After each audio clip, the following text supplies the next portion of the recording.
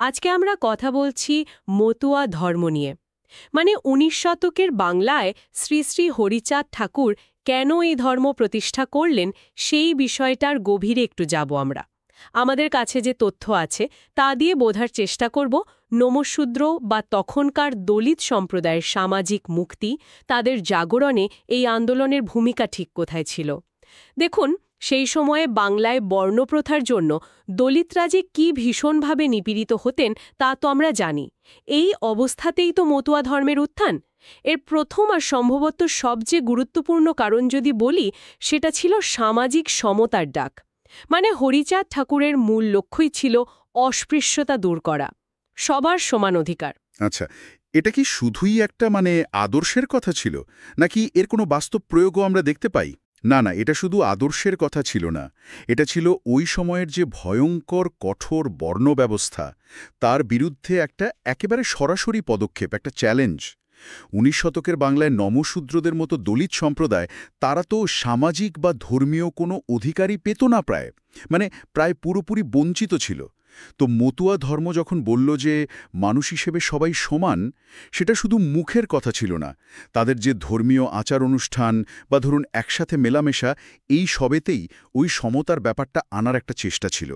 আর এটা তখনকার সমাজের নিরিখে ভাবা যায় রীতিমতো বিপ্লবী একটা ধারণা ছিল। তার মানে প্রচলিত যে ধর্মীয় কাঠামো, তার বাইরে একটা অন্য পথ তৈরি হচ্ছিল।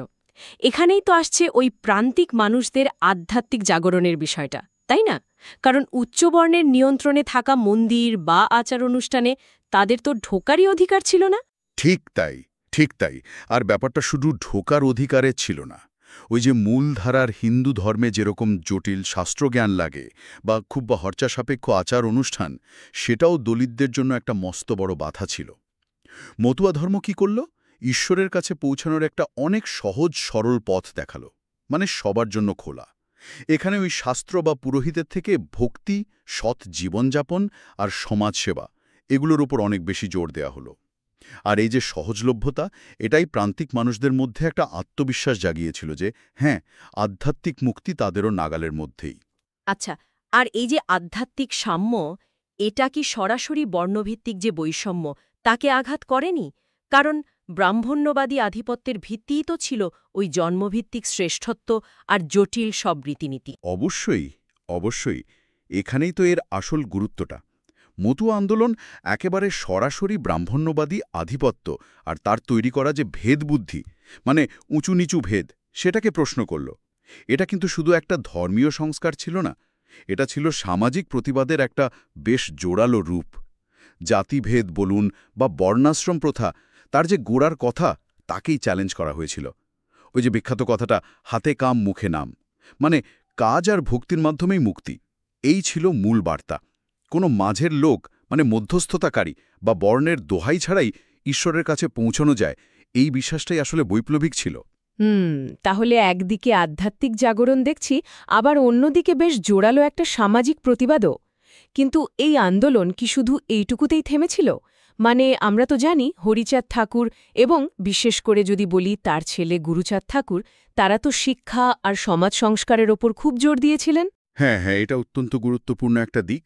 হরিচাঁদ ঠাকুর এবং পরে গুরুচাঁদ ঠাকুর, তারা খুব পরিষ্কারভাবে বুঝেছিলেন যে এই যে শোষণ, এই বঞ্চনা, এ থেকে যদি সত্যি সত্যি বেরোতে হয়, স্থায়ী মুক্তি পেতে হয়, তাহলে শিক্ষাটা অপরিহার্য। তারা শুধু ভক্তির পথই দেখাননি, তারা বুঝেছিলেন আসল শক্তি হল জ্ঞান। সেই জন্যই তো গুরুচাঁদ ঠাকুর স্কুল তৈরি করলেন, শিক্ষার প্রসারে মন দিলেন, এমনকি সরকারি চাকরিতে নমশূদ্রদের প্রতিনিধিত্ব যাতে থাকে তার জন্যও লড়াই করেছিলেন। শিক্ষার মাধ্যমে তারা আসলে এই সম্প্রদায়কে আত্মনির্ভরশীল করতে চেয়েছিলেন, নিজেদের অধিকার নিয়ে সচেতন করে তুলতে চেয়েছিলেন। জ্ঞানকে ব্যবহার করা হয়েছিল একটা সামাজিক শেকল ভাঙার খুব শক্তিশালী হাতিয়ার হিসাবে। বাহ! শিক্ষা, আত্মবিশ্বাস, সামাজিক সাম্য, এই সব কিছু মিলিয়েই কি তাহলে নমশূদ্র সম্প্রদায়ের মধ্যে একটা নতুন ঐক্য, একটা নিজস্ব পরিচয়ের জন্ম দিল? নিঃসন্দেহে, একদম তাই। ভাবুন, শত শত বছর ধরে যারা বিচ্ছিন্ন, নিপীড়িত, যাদের কোনো আত্মপরিচয় সেভাবে ছিল না, সেই জনগোষ্ঠীকে মতুয়া ধর্ম একটা আলাদা পরিচয় দিল, একটা গর্ব করার মতো জায়গা আর একত্রিত হওয়ার একটা স্পষ্ট লক্ষ্য দিল। মতুয়া পরিচয়টা শুধু ধর্মীয় ছিল না, এটা ধীরে ধীরে একটা সামাজিক এবং রাজনৈতিক শক্তিতে পরিণত হওয়ার দিকে এগিয়ে গেল।